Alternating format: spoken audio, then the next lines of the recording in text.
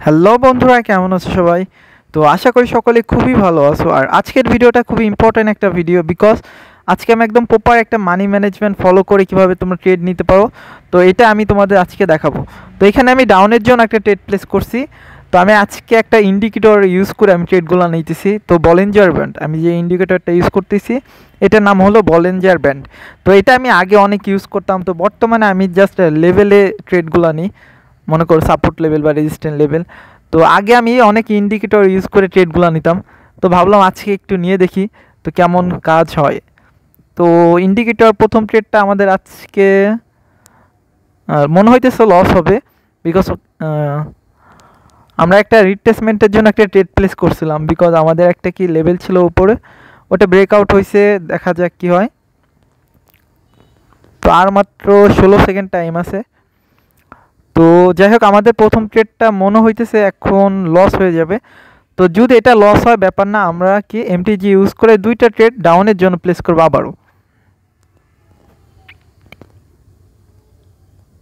আচ্ছা ঠিক আছে, তো এখানে আমি দুইটা ট্রেড প্লেস করছি, বিকজ আমাদের প্রথমে $5 একটা ট্রেড লস হয়েছে। তো এর জন্য আমরা $10 একটা একটা ট্রেড প্লেস করে দিছি এখানে। একটা না দুইটা ট্রেড প্লেস করছি, বাট একটা ট্রেডই এটাকে কাউন্ট হবে, বিকজ আমাদের একটা ক্যান্ডেলই তো ট্রেডটা হয়েছে, তাই না? তো এটাকে আমরা একটা ক্যান্ডেল হিসেবে কাউন্ট করব। আমাদের প্রথম ট্রেড লস, তো দ্বিতীয় ট্রেড এটা আমাদের রানিং চলতেছে। তো দেখা যাক কি হয়। তো আমার কাছে মনে হয়, আমার 80% শিওর যে এই ক্যান্ডেলটা একটা রেড হবে, বিকজ ওইটা একটা ইরোর ক্যান্ডেল দিছে যেহেতু ওটিসি মার্কেট। তো এখানে আমি কেন ট্রেডটা প্লেস করছিলাম, আমার একটা ভালো একটা রেজিস্ট্যান্ট লেভেল ছিল, ওটা ব্রেকআউট হয়েছে। তো আমার কাছে মনে হয়েছিল একটা রিট্রেসমেন্ট করে আমাদের নিচের এই লেভেলটাকে টাচ করবে।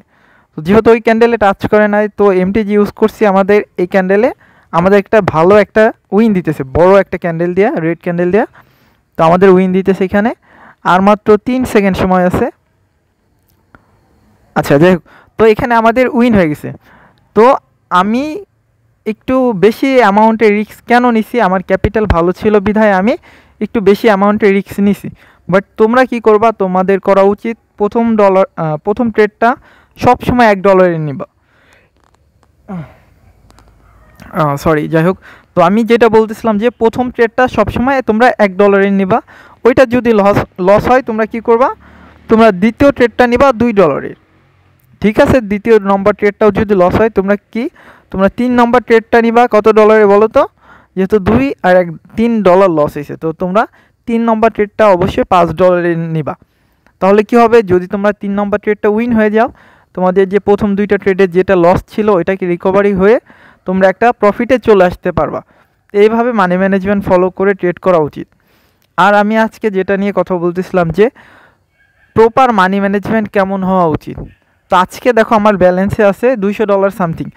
তো আমার $200 ব্যালেন্স আছে, তো যাদের $200 ক্যাপিটাল আছে তাদের কেমন মানি ম্যানেজমেন্ট হওয়া উচিত, তো আজকে আমি বলবো। তো তাদের অবশ্যই ডেইলি প্রফিট টার্গেট থাকা উচিত $20। সরি, $20 প্রফিট টার্গেট বলছি। তো $20 তোমাদের থাকা উচিত স্টপ লস। আর প্রফিট টার্গেট আমার মতে স্টপ লস যেটা থাকবে ওটা থেকে $5-7 কম রাখাই উচিত। কারণ মার্কেটে যত কম থাকবা তত তোমার সাইকোলজি ভালো থাকবে, তুমি ভালো কিছু ট্রেড নিতে পারবা। মার্কেটে যখন তুমি একটু বেশি সময় কাটাবা, দেখবা তোমার সাইকোলজি বলো, তোমার ইমোশন কন্ট্রোল বলো, তোমার যে পার্সোনাল স্ট্র্যাটেজি বলো, ওইগুলো তুমি কম ফলো করবা। তো এর জন্য আমি মনে করি মার্কেটে যত কম থাকবা তত ভালো। বাট যখন তুমি মার্কেটে শিখবা তখন অবশ্যই তোমার আনলিমিটেড সময় দাও। যখন ডেমোতে তুমি শিখতেছো তখন তুমি অনেক সময় দাও, ঠিক আছে। বাট যখন তোমার শেখা হয়ে যাবে, তোমার একটা পার্সোনাল একটা স্ট্র্যাটেজি থাকবে, তোমার একটা মানি ম্যানেজমেন্ট থাকবে, তোমার একটা রুলস থাকবে। যখন তুমি রিয়েল অ্যামাউন্টে ট্রেড নিবা, আমি সবাইকে বলবো অবশ্যই তখন কম অ্যামাউন্টে ট্রেড নিবা। আর সব থেকে বড় কথা, মার্কেটে যত পারো তখন কম থাকবা। বাট যখন তুমি শিখবা তখন আনলিমিটেড সময় দাও, ওইটা ব্যাপার না। শিখার সময় আনলিমিটেড দাও, বাট যখন তুমি রিয়েলে ওইটাকে অ্যাপ্লাই করতে যাবা অবশ্যই তোমার টাইমটাকে কম দিতে হবে। কারণ মার্কেটে যখন তুমি বেশি টাইম দেবা, তোমার ইমোশন যত ভালো তুমি ট্রেডার হও না কেন, তোমার ইমোশন কন্ট্রোলটা কিন্তু আস্তে আস্তে নষ্ট হয়ে যায়। তো যাই হোক, এটা ছিল আজকের বিষয়। যাদের $200 ক্যাপিটাল তাদের প্রফিট টার্গেট রাখা উচিত $10 থেকে $15। আর স্টপ লস রাখা উচিত ডেইলি $20। $20 স্টপ লস আর প্রফিট টার্গেট $10, ম্যাক্সিমাম হলে $15। আমি সবসময় সাজেস্ট করি এটাই যে স্টপ লসের থেকে প্রফিট টার্গেটটা একটু কম রাখো, এটা বেটার হবে। যারা ট্রেডিং করে অনেক দিন যাবত, তো প্রফিট টার্গেটের থেকে স্টপ লসের থেকে প্রফিট টার্গেট একটু কম রাখলে ভালো হয় কি যে ওটি অনেক তাড়াতাড়ি তোমরা কমপ্লিট করে মার্কেট থেকে চলে যেতে পারো। তো এর জন্য আমি বলি যে স্টপ লসের থেকে প্রফিট টার্গেটটা একটু কম রাখো, এটা সবার জন্য বেটার হবে। ওকে, তো আজকে আমি এই ট্রেডিং রিলেটেড একটা তোমাদের গল্প বলতে চাইতেছি।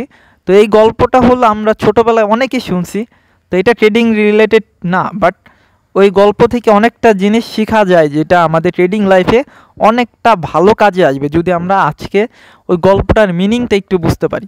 তো আমি তোমাদের বলতেছি যে ট্রেডিংয়ে যে লোভ করবে সে সব কিছু হারাই ফেলবে। আমি এটা গ্যারান্টি দিয়ে বলছি যে বেশি লোভ করবে, একসাথে বেশি খাইতে চাবে, সে সব কিছু হারাই ফেলবে। তো আমি যেই গল্পটা বলতেছি আমরা ছোটোবেলা অনেকেই শুনছি, হয়তো আমাদের মনে নাই।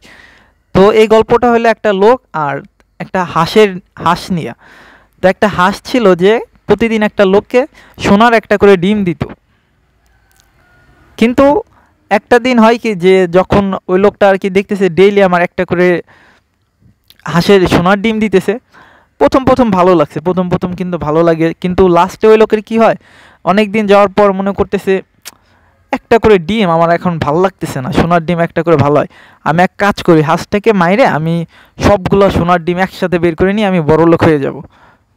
তো যখন ও হাঁসটাকে মাইরে ফেলে, একসাথে যখন ও বেশি ডিম নিতে চায়, যখন একসাথে সব ডিম আর কি সোনার ডিম হাঁসের পেট থেকে নিয়ে যেতে চায়, তখন কি হয়, হাঁসটা মারা যায় কিন্তু সে কিচ্ছু পায় না। বিশ্বাস করো আমি তোমাদের হয়তো গল্পটা বুঝাইতে পারলাম না, বাট এই গল্পটার মধ্যে অনেক কিছু আছে যেটা আমরা ট্রেডিং লাইফের সাথে বুঝতে পারি।